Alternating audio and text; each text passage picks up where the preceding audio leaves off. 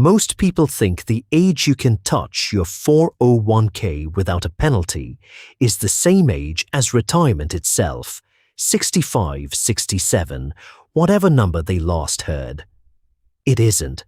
There's one exact age the Internal Revenue Service actually uses. It has nothing to do with Social Security, and almost nobody explains what happens on that birthday, or two other provisions that can get you to that money years sooner, or without ever quitting your job. That number is 59 and a half. That half matters. Not 59. 59 years and 6 months to the day is when the 10% additional tax on early distributions stops applying to withdrawals from your 401k. Before that date, pulling money out means the Internal Revenue Service adds a 10% penalty on top of whatever ordinary income tax you already owe. After that date, the penalty disappears completely. The income tax doesn't. A traditional 401k withdrawal is still counted as taxable income in the year you take it. But the extra 10% is gone for good from that day forward. This age has nothing to do with your Social Security full retirement age, which is a separate system built for a separate purpose. For anyone born in 1960 or later, that age is 67. If you were born earlier than that, yours lands a little sooner.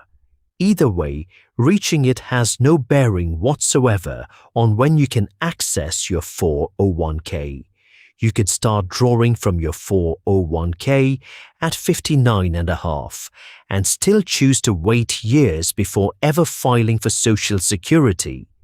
The two decisions don't have to move together. Now, the part your plan paperwork rarely explains out loud.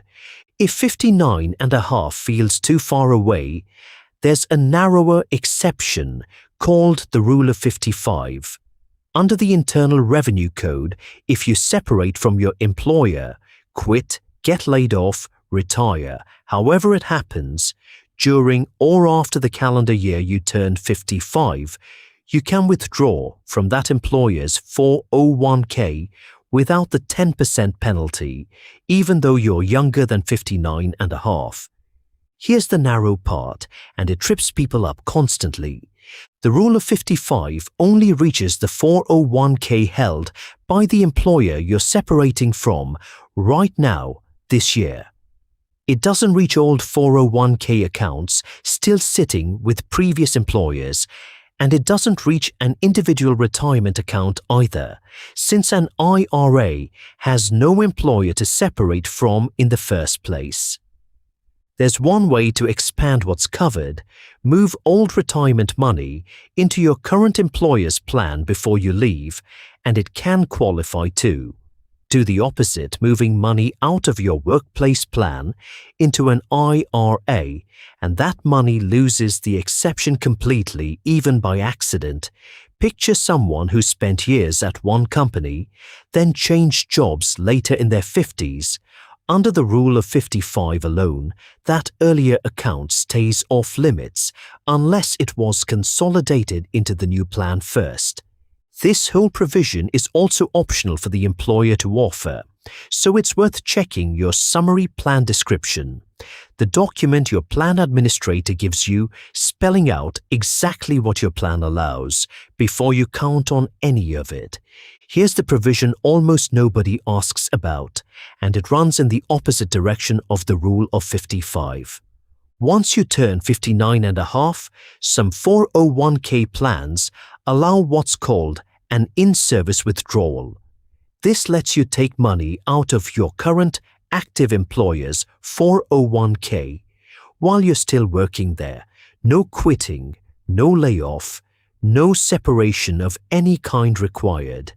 You keep the job, you can keep contributing if you want to, and you can still reach a portion of your vested balance.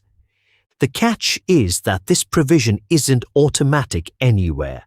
The Internal Revenue Service permits plans to offer it, but your specific plan document has to actually include it, and a great many simply don't.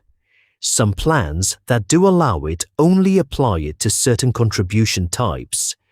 Employer matching funds, say, but not the money you deferred from your own paycheck. The only way to know for certain is to ask your plan administrator directly or check that same summary plan description, because this detail almost never comes up unless you go looking for it yourself. It's worth separating this from a hardship withdrawal, which is a different provision entirely and gets confused with it constantly. A hardship withdrawal requires you to demonstrate what the Internal Revenue Service calls an immediate and heavy financial need, and it can still trigger the 10% penalty if you take it before 59.5. An in-service withdrawal, once you've crossed 59.5, requires none of that. You don't have to justify the reason, prove a hardship, or explain yourself to anyone.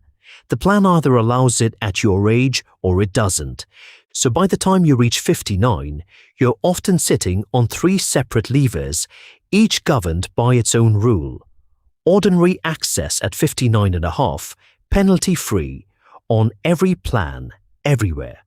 The rule of 55, narrower and older, tied to separating from your current employer at 55 or later. And the in-service withdrawal, available at 59.5 without leaving your job at all, but only where your specific plan document allows it. Whether any of this is useful to you depends on things this video has no way of knowing: your cash needs, your tax bracket in the year you withdraw, whether you are still drawing a salary, and what your particular plan document actually permits. If you are still working and already past 59.5, it would be worth a short call to your plan administrator, simply asking whether in-service withdrawals are available on your account. If you are weighing an early exit somewhere between 55 and 59, it would be worth confirming in writing whether your plan allows Rule of 55 distributions before you hand in your notice. Neither question costs you anything to ask, and the answer changes what your options actually look like. Thank you for watching all the way to the end.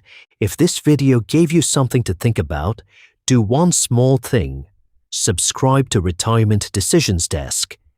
Every video here unpacks one retirement decision, and subscribing is how you'll never miss the next one.